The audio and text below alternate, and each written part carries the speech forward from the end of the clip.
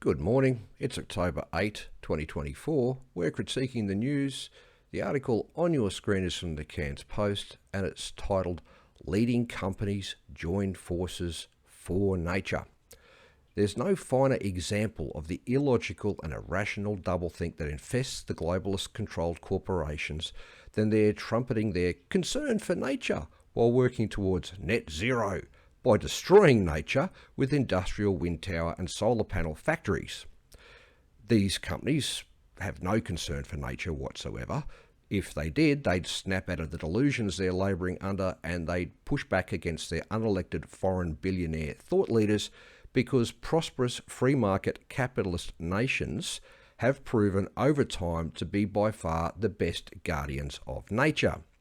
Their concern for nature is an absurdly transparent disguise for their true ambition, which is to destroy their competition by annihilating the free enterprise capitalism they use to build their own wealth, and to introduce socialism so their profitability and the status of their directors and boards are preserved by government force. They're literally got to the top and now they're pulling up the ladder so no one else can get to where they are. And of course, as we know, as history has shown, communist countries always destroy their natural environments.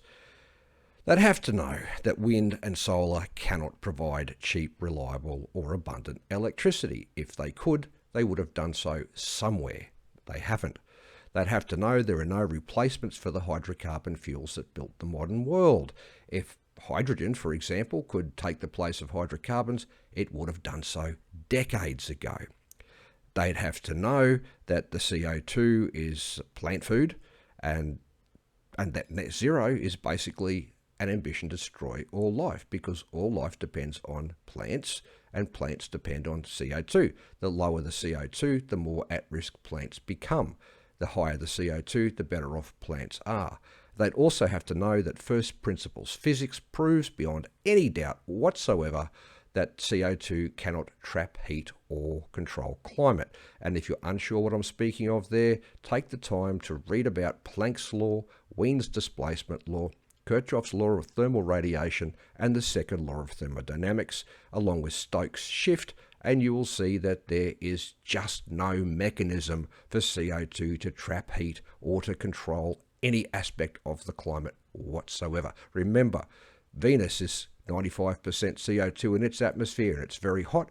Mars is 95% CO2 in its atmosphere and it's very cold. While the globalists and their corporations are very good at disguising their true intentions, the consequences of their actions are already being seen by the masses, who they hope they've hypnotised into permanent unawareness.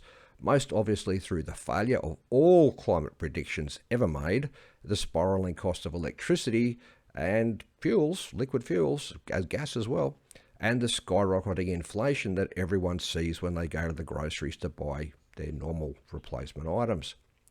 If enough people are awake, we will see that neither branch of the Labor-Liberal Uni-Party get a majority in our governments in the coming round of elections, and we'll see the emergence of pro-freedom, pro-science, pro-humanity, pro-Australian parties such as One Nation.